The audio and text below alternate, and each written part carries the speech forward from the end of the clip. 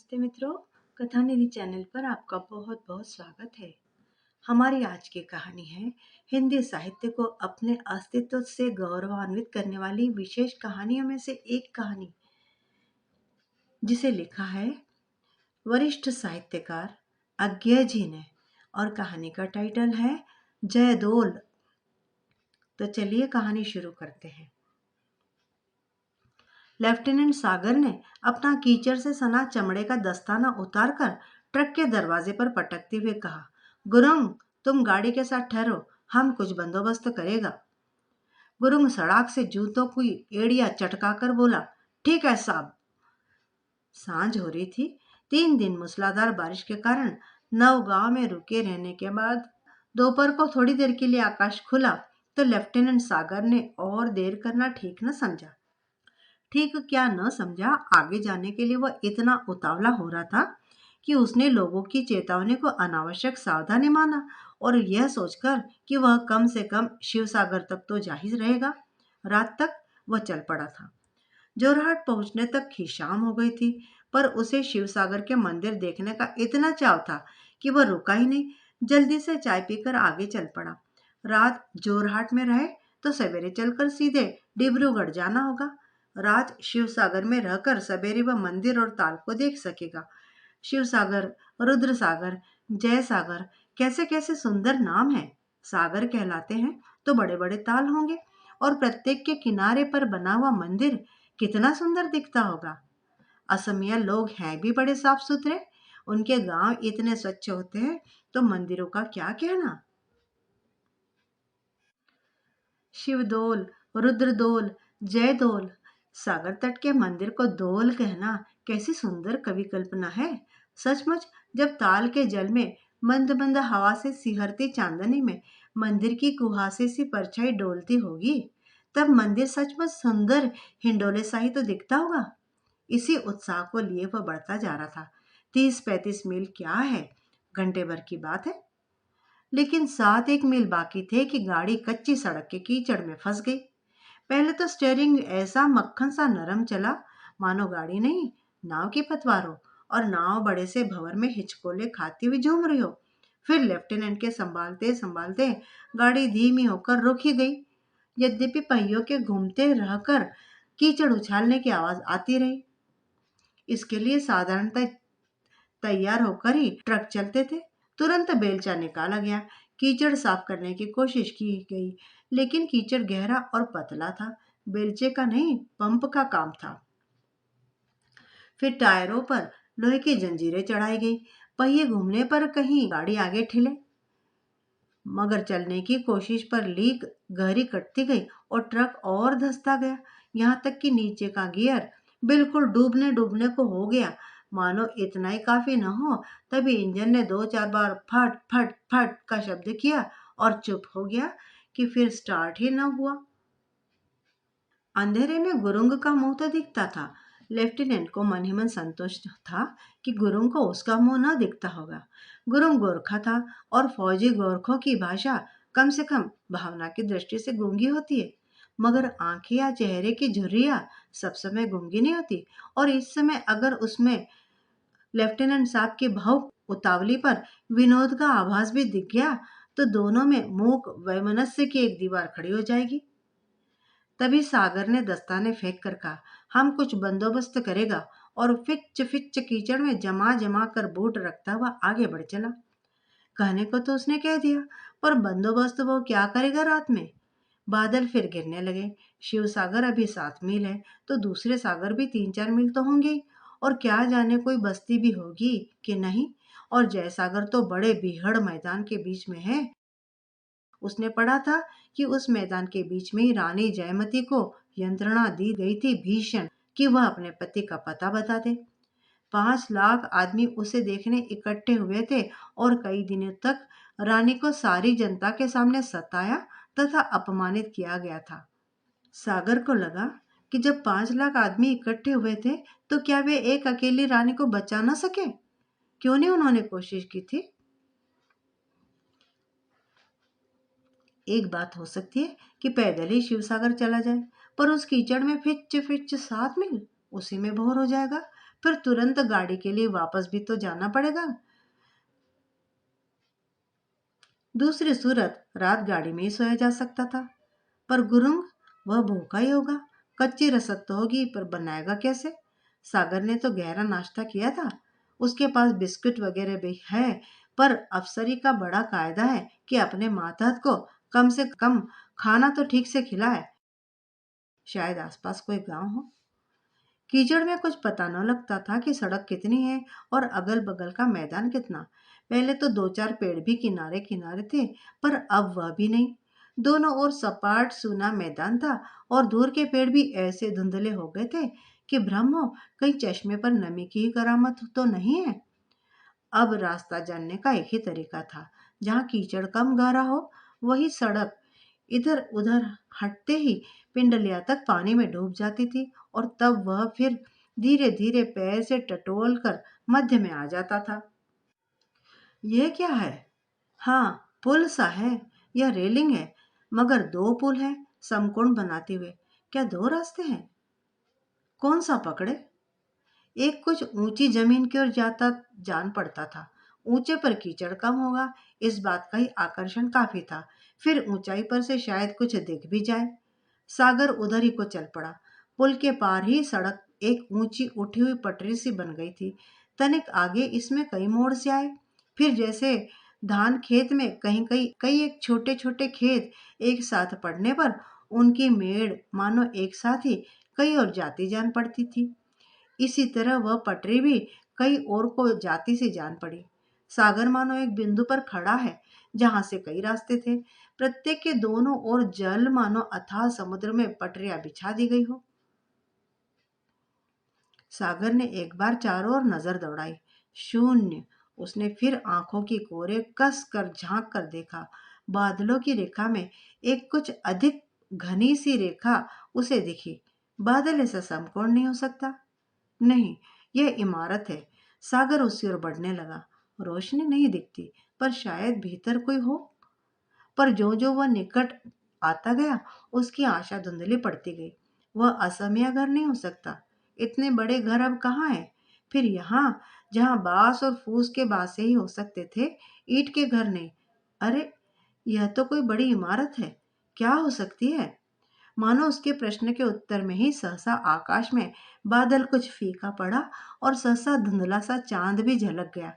उसके अधूरे प्रकाश में सागर ने देखा एक बड़ी सी ऊपर से चपटी सी इमारत, मानो दुमंजली बारादरी बरामदे से, जिसमें कई एक मेहराबे एक के बीच से मानो आकाश झोंक दिया। सागर ठिठक कर क्षण भर उसे देखता रहा। सहसा उसके भीतर कुछ जागा, जिसने इमारत को पहचान लिया। यह तो अहम राजाओं का क्रीड़ा भवन है। क्या नाम है? रंगमहल? नहीं। हवा महल?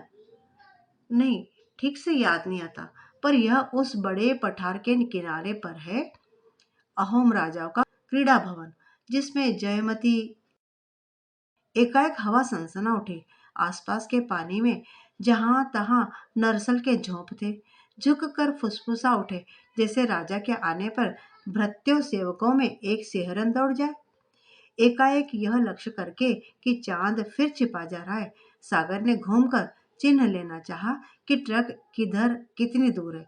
पर वह अभी भी यह तय नहीं कर सका था कि कहाँ क्षितिज है जिसके नीचे पठार है, और ऊपर या आकाश या मेघालय की चांद छिप गया है। और अगर उसने खूब अच्छी तरह आकार पहचान न रखा होता, तो रंगमहल या हवा महल भी खो जाता। महल में छत होगी, वहां सूखा होगा, वहां आग भी जल सकती है। शायद बिस्तर लाकर सोया भी जा सकता है। ट्रक से तो यही अच्छा रहेगा। गाड़ी को तो कोई खतरा नहीं। सागर जल्दी जल्दी आगे बढ़ने लगा। रंगमहल बहुत बड़ा हो गया था। उसकी कुर्सी ही इतनी ऊंची थी कि असमिया घर उसकी ओट छिप जाए। पक्के फर्श पर पैर पड़ते ही सागर ने अनुमान किया, 30-35 सीढ़ियां होंगी। सीढ़ियां चढ़कर वह असली ड्योढ़ी तक पहुंचेगा। ऊपर चढ़ते चढ़ते हवा चीख उठी। कई मेहराबों ने मानो उससे गुर्रा कर कहा, कौन हो तुम? इतनी रात गए मेरा एकांत भंग करने वाले? विरोध के फुदकार का यह थपेड़ा इतना सच्चा था कि सागर मानो फुसफुसा ही उठा। मैं सागर आसरा ढूंढता हूँ, रैन बसेरा। पोपले मुंह का बूढ़ा जैसे खिसिया कर हंसे, वैसे ही हवा हंस उठी। ही। यह हवा महल है, हवा महल। अहोम राजा का लीलागार, अहोम राजा का व्यसनी विलासी, 6 इंद्रियों से जीवन की लिसड़ी बोटी से 6 रसों को चूस कर उसे झंझोड़ कर फेंक देने वाले नृशंस लीला पिशाचों का यहाँ आसरा, यहाँ बसेरा। ही खी। सीढ़ियों की चोटी से मेहराबों के तले खड़े सागर ने नीचे और बाहर की ओर देखा। शून्य, महाशून्य। बादलों में बसी नमी और ज्वाला से, वज्र और बिजली से भरा हुआ शून्य। क्या उसी की गुर्राहट हवा में है, या कि नीचे फैले नंगे पठार के, जिसके चूतड़ों पर दिन भर सड़ पानी के कोड़ों की बौछार पड़ती रही है? उसी पठार का आक्रोश, सिसकन, रिरियाट। इसी जगह, इसी मेहराब के नीचे खड़े कभी अधनंगे अहोम राज ने अपने गठीले शरीर को दर्प से अकड़ाकर, सितार की खूंटी के तरह उमेट कर, बाएं हाथ के अंगूठे को कमरबंद में अटकाकर सीढ़ियों पर खड़े क्षत शरीर राजकुमारों को देखा होगा, जैसे कोई सांड खसिया बैलों के झुंड को देखे। फिर दाहिने हाथ के तर्जनी को उठाकर दाहिने भ्रू को तनिक सा कुंचित करके संकेत से आदेश दिया होगा कि यंत्रणा को और कड़ी होने दो। लेफ्टिनेंट सागर की टांगे मानो शिथिल हो गई। वह सीढ़ी पर ही बैठ गया। पैर उसने नीचे को लटका लिए, पीठ मेहराब के नीचे हिस्से से टेक दी। उसका शरीर थक गया था।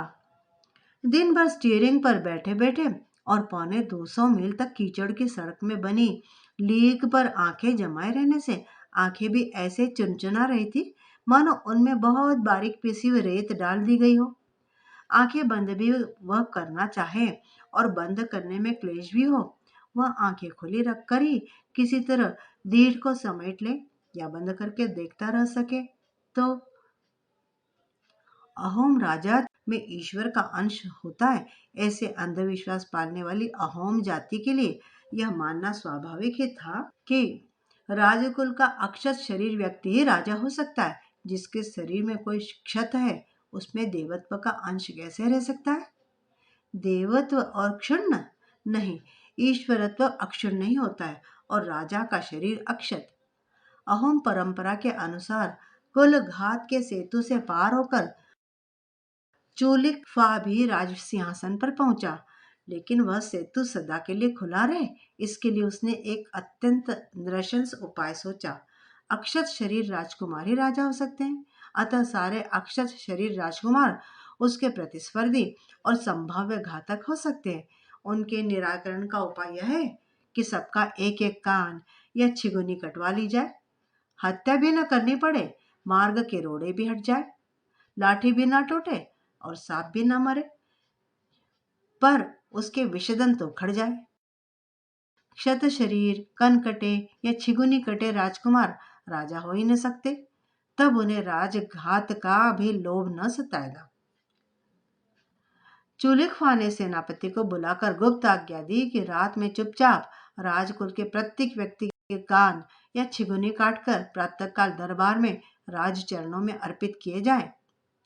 और प्रातःकाल वही रंगमहल की सीढ़ियों पर उसके चरणों में यह विभत्स उपहार चढ़ाया गया होगा। और उसने उसी दर्प भरी अवज्ञा में होठों की तार सी तनी पतली रेखा को तनिक मोड़ सी देकर शब्द किया होगा, और रक्त सने थाल को पैर से तनिक सा ठुकरा दिया होगा। चूलिकफा निष्कंटक राजा, लेकिन नहीं, यह तीर सा कैसा साल गया। एक राजकुमार भाग गया, अक्षत। लेफ्टिनेंट सागर मानो चूलिका फा के चित्कार को स्पष्ट सुन सका। अक्षत भाग गया। वहां सामने लेफ्टिनेंट ने फिर आंखों को कसकर बादलों की दरार को भेदने की कोशिश की। वहां सामने कई नागा पर्वत श्रेणी है। वनवासी वीर नागा जातियों से अहोम राजाओं की कभी नहीं बनी। वे अपने पर्वतों के नांगे राजा थे। ये अपने समतल भूमि के कौशय पहनकर भी अधनंगे रहने वाले महाराजा। पीढ़ियों के युद्ध के बाद दोनों ने अपनी अपनी सीमाएं बांध ली थी और कोई किसी से छेड़छाड़ नहीं करता था। केवल सीमा प्रदेश पर पड़ने वाली नमक की झीलों के लिए युद्ध होता रहता था, क्योंकि नमक तो दोनों को चाहिए था। पर अहोम राजद्रोही नागा जातियों के सरदार के पास आश्रय पाए। असह्य है, असह्य। हवा ने भी साय साय करके दाद दी, असह्य असह्य। मानो चूलिक फाके विवश क्रोध की लंबी सांस सागर की देह को छू गई। यहीं खड़े होकर उसने वह सांस खींची होगी। उस मेहराब ही की ईट ईट में तो उसके सुलगते वायुकण बसे होंगे। लेकिन जाएगा कहाँ? उसकी वधु तो यही है। वह जानेगी उसका पति कहाँ है। उसे जानना होगा। जयमती अहोम राज्य की अद्वितीय सुंदरी, जनता की लाडली। होने दो, चूलिक फार आ जाए। वह शत्रु विहीन निष्कंटक राज्य करना चाहता है। जयमती को पति का पता देना होगा, उसे पकड़वाना होगा। चूलिक फा उसका प्राण नहीं चाहता, केवल एक कान चाहता है, या एक छिगुनी, चाहे बाएं हाथ की भी छिगुनी। क्यों नहीं बताएगी जयमती? वह प्रजा है। प्रजा की हड्डी बोटी पर भी राजा का अधिकार है। बहुत ही छोटे एक क्षण के लिए चांदनी झलक गया। सागर ने देखा सामने खुला, आकारहीन, दिशाहीन, मानातीत निरा विस्तार, जिसमें नर्सलों की साय साय, हवा का असंख्य कराहटों के साथ रोना, उससे घिरे हुए मेहराबों की क्रुद्ध सांपों की सी फुफकार। चांद फिर छिप गया और पानी की नई बौछार के साथ सागर ने आंखें बंद कर ली। असंख्य सहमी हुई कराहे और पानी की मार, ऐसे जैसे नंगे चुतड़ों पर सदिया प्रांत के लचीले बेतों की सड़ाक सड़ाक। सदिया अर्थात शव दिया। कब किसका शव वहां मिलता था याद नहीं आता, पर था शव जरूर। किसका शव? जयमती का नहीं। वह तो उन 5 लाख बेबस देखने वालों के सामने एक लकड़ी के मंच पर खड़ी है, अपनी ही अस्पृश्य लज्जा में, अभेद्य मौन में, अटूट संकल्प और दुर्दमनीय स्पर्धा में लिपटी हुई। 7 दिन की भूखी प्यासी, घाम और रक्त की कीच से लथपथ, लेकिन शेषनाग के माथे में ठुकी हुई कील की भांति अडिग, आकाश को छूने वाली प्रातः शिखा सी निष्कंप। लेकिन यह क्या? सागर तिलमिलाकर उठ बैठा, मानो अंधेरे में भूत ही सी दीख पड़ने वाली वो लाखों की भीड़ भी कांप कर फिर जड़ हो गई। जयमती के गले से एक बड़ी तीखी करुण चीख निकलकर भारी वायुमंडल को भेद गई, जैसे किसी थुलथुल शरीर कछुए के पेट को मछेरे की बर्छी। सागर ने बड़े जोर से मुट्ठियां भींच ली। क्या जयमती टूट गई? नहीं नहीं, यह नहीं हो सकता। नरसलों की तरह बिना रीढ़ के गिरती पड़ती इस लाख जनता के बीच वही तो देवदारू सी बनी खड़ी है। मानवता की ज्योतिषला का सहसा उसके पीछे से एक द्रप्त, रूखी, अवज्ञा भरी हंसी से पीतल की तरह झंझनाते स्वर ने कहा, मैं राजा हूं। सागर ने चौंक कर मुड़कर देखा। सुनहला रेशमी वस्त्र, रेशमी उत्तरी, सोने की कंठी और बड़े बड़े अनगढ़ पन्नों की माला पहने भी अधनंगा एक व्यक्ति उसकी ओर ऐसी दया भरी अवज्ञा से देख रहा था, जैसे कोई राह किनारे के कृमि कीट को देखे। उसका सुगठित शरीर, छेनी से तराशी हुई चिकनी मांसपेशियां, दर्पस्फीत नासाएं तेल से चमक रही थी। आंखों की कोर में लाली थी, जो अपनी अलग अलग बात कहती थी। मैं मद भी हो सकती हूँ, गर्व भी, विलास लोलुपता भी, और निरी नशंस नर रक्त पिपासा भी। सागर टुकुर टुकुर देखता रह गया, न उड़ सका न हिल सका। वह व्यक्ति फिर बोला, जयमती। जयमती। अंगूठे और तर्जनी की चुटकी बनाकर उसने झटक दी, मानो हाथ का मैल कोई मसल कर फेंक दे। बिना क्रिया के भी वाक्य सार्थक होता है, कम से कम राजा का वाक्य, सागर ने कहना चाहा। नशंस राक्षस, लेकिन उसकी आंखों की लाली में एक बाध्य करने वाली प्रेरणा थी। सागर ने उसकी दृष्टि का अनुसरण करते हुए देखा, जयमती सचमुच लड़खड़ा गई थी। चीखने के बाद उसका शरीर ढीला होकर लटक गया था। कोड़ों की मार रुक गई थी। जनता सांस रोके खड़ी थी, सुन रही थी। सागर ने भी सांस रोक ली। तब मानव स्तब्धता में उसे और अधिक स्पष्ट दिखने लगा। जयमती के सामने एक नागा बांका खड़ा था, सिर पर कलगी, गले में लकड़ी के मुंडों की माला, मुंह पर रंग की व्याघ्रोपम रेखाएं, कमर के घास की चटाई की कौपिन,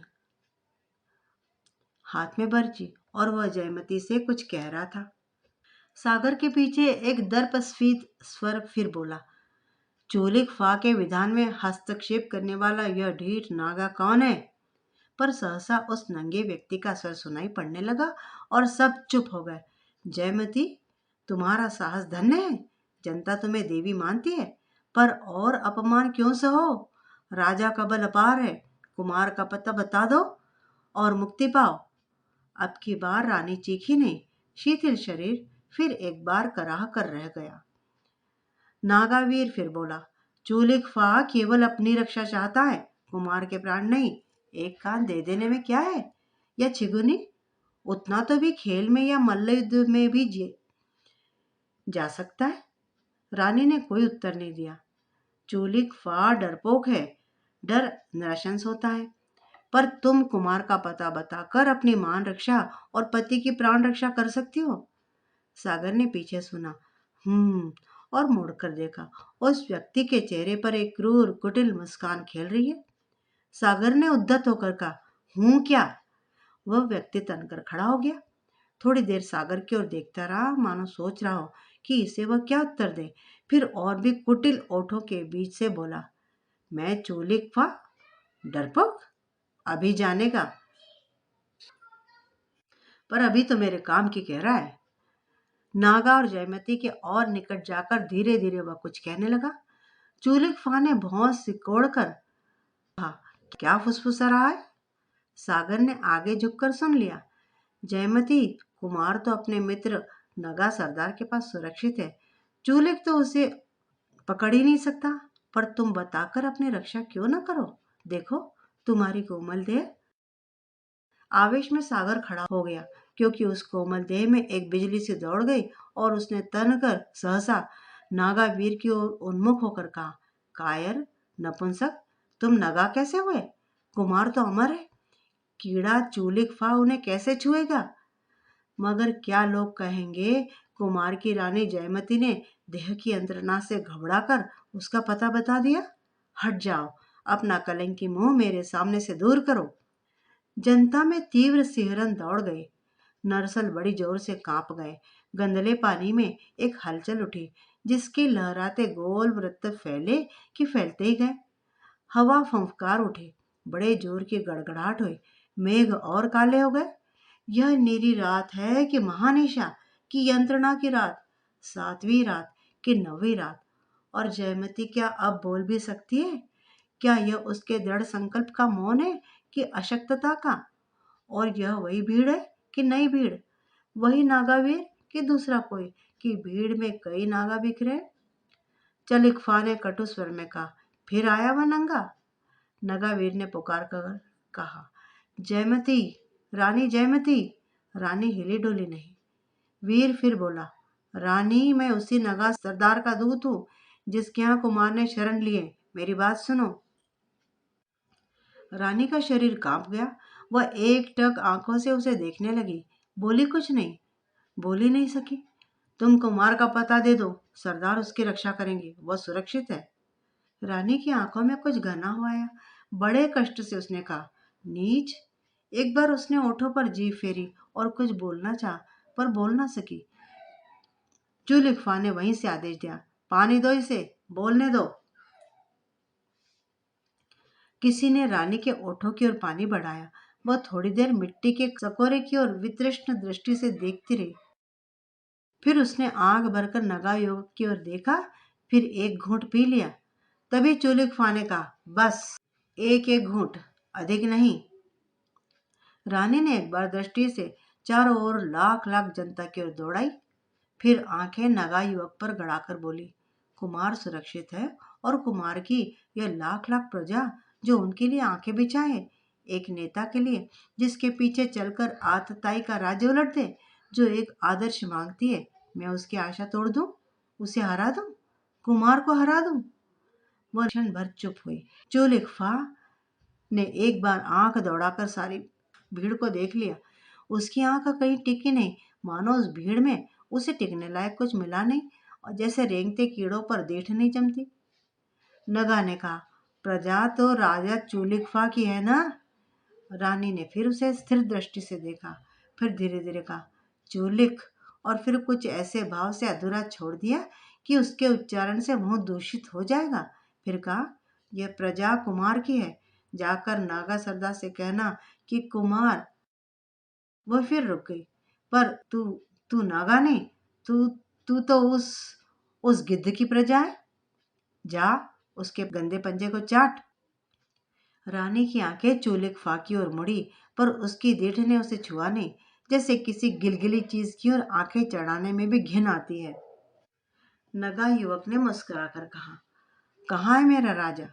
चूलिकफा ने वहीं से पुकार कर कहा, मैं यहाँ हूँ, अहोम राज्य का एक छत्र शासक।